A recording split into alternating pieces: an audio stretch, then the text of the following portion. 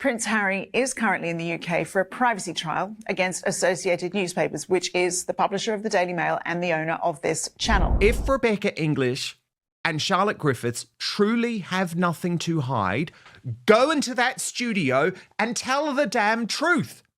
Because what I am sick of, Tash, is the mainstream media covering things up, not talking about what's really going on. Seriously, I think it's really important. We need to hear from them. What were the circumstances, Charlotte Griffiths, where you swapped phone numbers with Harry? Was that romantic?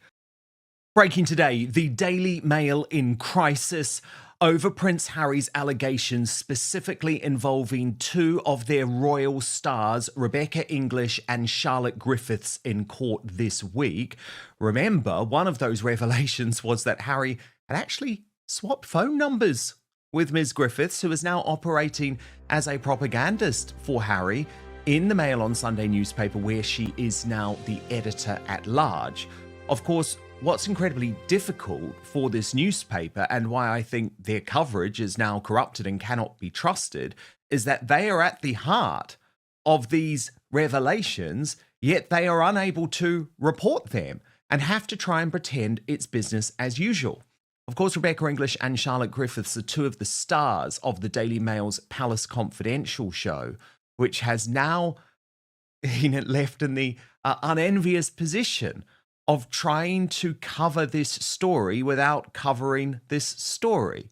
They did so by forcing Rebecca English and Charlotte Griffiths to stay out of the studio this week. So there is a huge amount of fallout from the court case. We are going to give you, by the way, the coverage that you simply cannot get in the mainstream media because, as I say, they are corrupted. They are involved in this case. We will do so with independent, that is the key word, royal YouTube sensation, according to Taz. But Tash, first, I've just got to take you through this very odd episode of Palace Confidential. This is how the host kicked things off. And joining me today is a double dose of Richard. What a treat for you. We have Richard Kay, the Daily Mail's senior editor-at-large, and Richard Eden, the paper's diary editor. Welcome to you both. Now, for the Rebecca English superfans, and I know you're out there, she might not be in the studio, but she's in Bristol with some guy called Prince William. But she's sending us a couple of video reports, which we will share in just a moment. Okay, now, of course, that was completely disingenuous. Rebecca English was one of the main features of the Prince Harry trial. And her superfans will, of course, know that. And Joe Alvin went on to read a very strict statement about the trial without any reference to the fact that Charlotte Griffiths and Rebecca English were a big part of it. Watch. Let's start off this episode with a note that Prince Harry is currently in the UK for a privacy trial against Associated Newspapers, which is the publisher of the Daily Mail and the owner of this channel. Prince Harry has been back in the UK this week giving evidence in the witness box at the High Court. Now, the Duke of Sussex and 6 others are suing Associated Newspapers, the publisher of the Daily Mail and the Mail on Sunday. They allege illegal news gathering activities from some of the newspaper's journalists. When the group launched their case in 2022, they also alleged Mail journalists ordered burglaries of their homes, but this allegation was struck out by the judge. So it's almost like North Korea, right? It's like, this is what you're allowed to say and do not go off script. And then what was most bizarre is that without having mentioned the fact that Prince Harry was directly accusing Rebecca English of unlawful activity, without mentioning the fact that Rebecca English's 2 private conversations in the past with Prince Harry were raised as part of this trial and were utterly central to the trial, Joe Alvin then had to move on and say, and now here's Rebecca English reporting. I mean, it's nuts. Watch. Shocking developments from the Daily Mail. The newspaper has reportedly axed Rebecca English and Charlotte Griffiths from the studio of its Palace Confidential YouTube show. This comes in the wake of explosive revelations during the ongoing Prince Harry trial, leaving the future of the show in serious question. But while mainstream media may be scrambling, we're here to bring you the independent coverage you won't get anywhere else. Joining Dan is royal YouTube sensation, according to Taz, offering insider analysis and a clear breakdown of what these shake-ups mean for the palace, the press, and royal accountability. Stay tuned as we dive into the full story, separate fact from speculation, and explore the implications of this latest royal media bombshell. If you want the real story behind the headlines, make sure you like this video, subscribe to the channel, and hit the notification bell so you never miss our exclusive royal coverage. And as always, share your thoughts in the comments. We want to hear what you think. The case continues. Now, let's get back to my panel because it's been a busy week of royal engagements with William and Catherine, particularly busy. Here's Rebecca English to tell us more. Today, Prince William is off to Bristol in the southwest of England to highlight local technology and innovation. I'm off there to cover the visit as well, which is why I'm not in the studio filming today. In fact, I need to get moving and catch my train. Oh, Tash. Seriously, I mean, look, I'm not being a dick. Like, I do understand it's a very difficult position. But I think this is why you can't trust the mainstream media anymore when it comes to royal reporting. The royal rota is totally corrupted. It really is. And even though I don't believe that for the same reasons as Prince Harry does, it is this little club. It doesn't work. You don't get the truth. And fundamentally, I think this is now an impossible situation because how on earth can you trust a word that Rebecca English or Charlotte Griffiths reports when you know that there's a court case going on where Prince Harry is specifically trying to destroy their careers?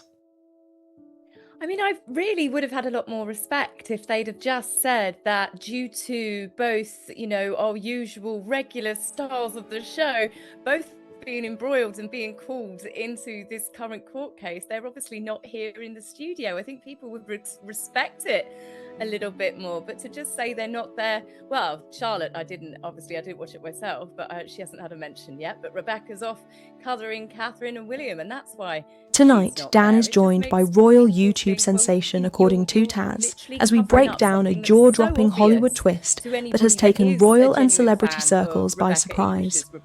Reports are swirling that Kim Kardashian is deeply unhappy after Meghan Markle was reportedly labelled a so-called party crasher within elite celebrity circles. A claim that has sparked intense behind-the-scenes tension.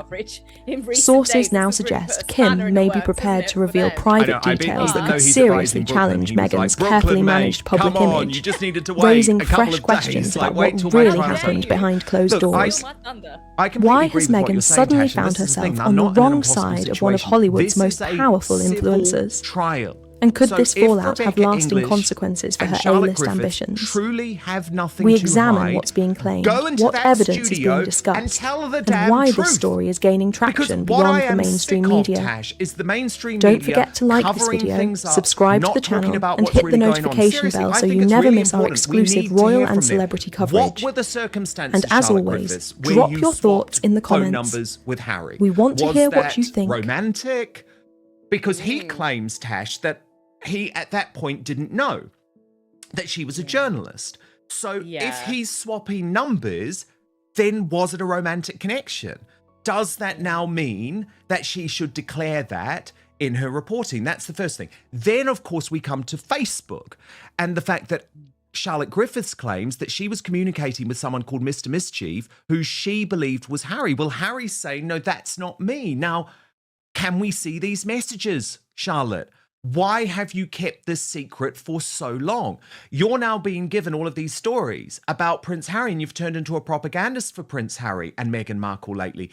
Again, Tash, we've got to ask the question, is she doing that? And this is just a question. I'm not judging her reporting necessarily, but is she doing that because she was hoping for a softer ride in court? She was hoping for the fact that Harry would say, oh, well, she's doing our bidding these days. She's writing all of these positive stories about us. Now, he showed no mercy in court, and I think it is a really fundamental misunderstanding of Harry. He wants to destroy you. And the thing about this, Tash, is I have personal experience of it, but I've never hidden what Harry tried to do to me.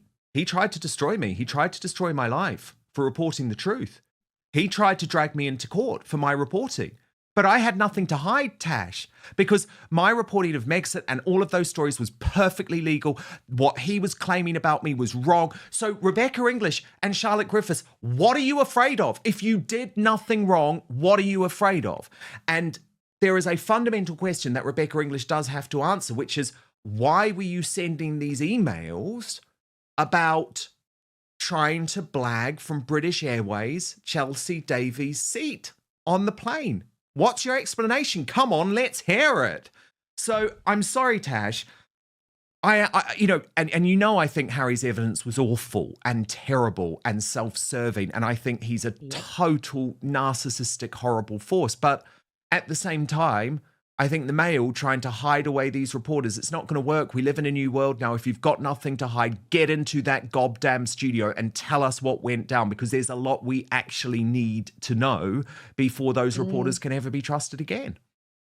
I mean, I do wonder how far up the food chain it goes at A&L, because we have discussed before on Outspoken where the Daily Mail and the Mail on Sunday is definitely in a coordinated effort to often come together and to trash Catherine and William. And, there does seem to be more of an organized effort from the mainstream media. And, maybe they're getting their orders from high above. That's the one great thing, obviously, with your show. You don't have those constraints that they probably do from, from management, really. So there is a lot where people are, it's not just obviously royal news, it's everything, every single day that we're seeing. People are losing trust in the mainstream media because of websites like X, because we can see what is happening with our own eyes, real footage. And then we're seeing what the mainstream newspapers are gaslighting us over everything. So you think to yourself, if you're doing it over the small stuff, you're probably doing it over the big stuff. And people's distrust is increasing every single day with the mainstream media. And then they do something like this over something as simple to just say, because Rebecca is involved in the court case, she cannot make an appearance. But to try and make out that it's because she's busy covering, that's why she's not in there. And the same with Charlotte Griffiths.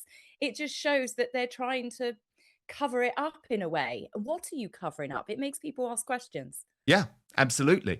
And the thing is, I've always been very honest about this case, Tash. Everyone knows Harry tried to destroy me, right? He doesn't like me. He called me a sad little man in his book.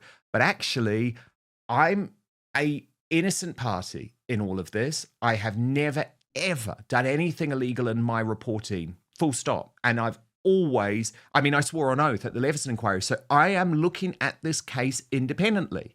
And I do think the Mail are in trouble. Not about all of the stories, actually. I think a lot of the stories absolutely came from legitimate sources. And I think Harry's lying about a lot of it.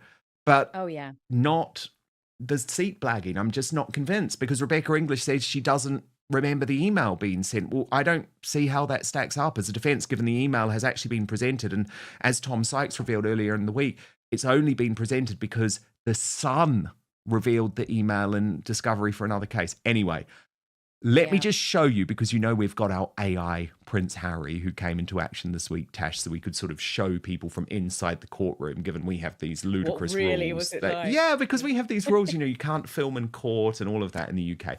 So this is what he had to say about Rebecca English first up. I put it to you that you had a good relationship with Miss English. No, I did not have a good relationship with Miss English, quite the opposite. I was probably advised to say thank you to her. It was a pretty hard thing. We were forced to work with them. We had to have some kind of relationship with them, knowing who they are and knowing full well the kind of stories they had written about me and how they have commercialized my private life.